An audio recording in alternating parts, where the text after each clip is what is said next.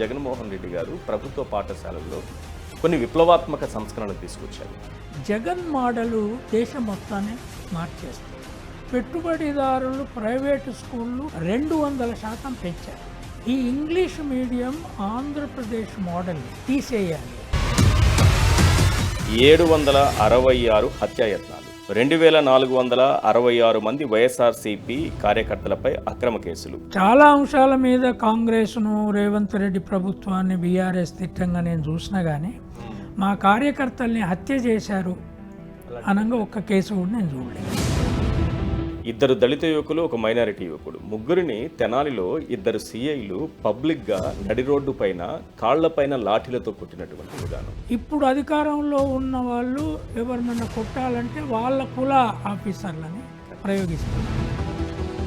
ప్రజలకు ఇచ్చినటువంటి హామీలు నెరవేర్చాల్సినటువంటి బాధ్యత ప్రభుత్వాలపైన ఉంటుందా? నేను ముఖ్యమంత్రి అయింది బిజినెస్ బిజినెస్దారులకు ప్రైవేటైజ్ చేయడానికి. ఆంగ్ల విద్యతోనే స్వేచ్ఛ. ప్రొఫెసర్ కంచా ఐలయ్యతో స్పెషల్ ఇంటర్వ్యూ రాత్రి 7 గంటలకు.